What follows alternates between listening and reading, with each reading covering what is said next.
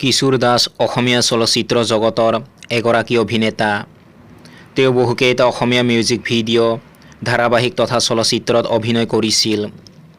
তেওঁ গুৱাহাটীস্থিত আঞ্চলিক টেলিভিছন চেনেলত প্ৰচাৰিত বিধাতা, বান্ধোন, নেদেখা ফাগুনৰ দৰে জনপ্ৰিয় অসমীয়া টেলিভিছন অনুষ্ঠানবোৰত কৰা অভিনয়ৰ বাবে অধিক পৰিচিত আছিল। তেওঁ অভিনয় কৰা ৩০০ৰো অধিক মিউজিক ভিডিঅ'ৰ ভিতৰত তুৰুত তুৰুত গীতটো অসমীয়া উদ্যোগত ১ নম্বৰ গীত বুলি প্ৰমাণিত হৈছে।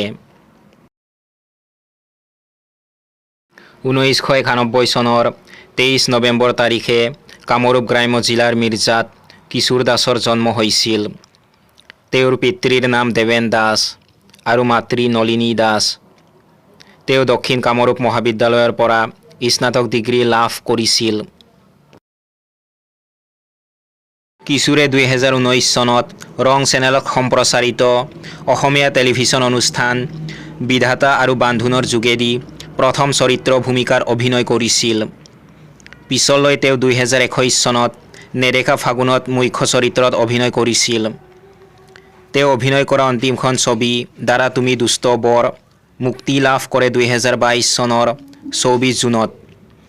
কৰ্মজীৱনৰ খুব কম সময়ৰ ভিতৰতে কিশোৰ দাসে ৩০০তকৈও অধিক সংগীত ভিডিঅ'ত অভিনয় কৰাৰ লগতে আৰু বহুতো চুটি ছবিত কাম কৰিছিল। তেওঁ ২০১৯ চনত কেণ্ডিড য়ং এচিভমেণ্ট এৱাৰ্ড আৰু এছিয়ানেট আইকন বঁটাত আটাইতকৈ জনপ্ৰিয় অভিনেতা ২০২০-২০২১ বঁটা লাভ কৰিছিল। কিশোৰ দাসৰ মৃত্যু হৈছিল কৰ্কট ৰোগত আক্ৰান্ত হৈ ২০২২ চনৰ ২ জুলাই তাৰিখে চেন্নাইৰ এপ'ল' চিকিৎসালয়ত। মৃত্যুৰ সময়ত তেওঁৰ বয়স আছিল ৩০ বছৰ। অসমীয়া মনোৰঞ্জন জগতত কিশোৰ দাসৰ যাত্ৰা আছিল চুটি কিন্তু অত্যন্ত প্ৰভাৱশালী। তেওঁৰ বহুমুখী প্ৰতিভা আৰু বিশেষকৈ তুৰুত তুৰুতৰ দৰে জনপ্ৰিয় সৃষ্টিৰাজিৰ জৰিয়তে তেওঁ দৰ্শকৰ মনত এক সুকীয়া স্থান দখল কৰিছিল।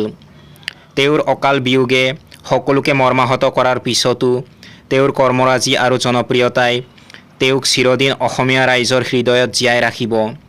কিশোৰ দাসৰ শিল্পী জীৱন আগন্তুক প্ৰজন্মৰ বাবে এক অনুপ্ৰেৰণা হৈ সদায় জিলিকি থাকিব।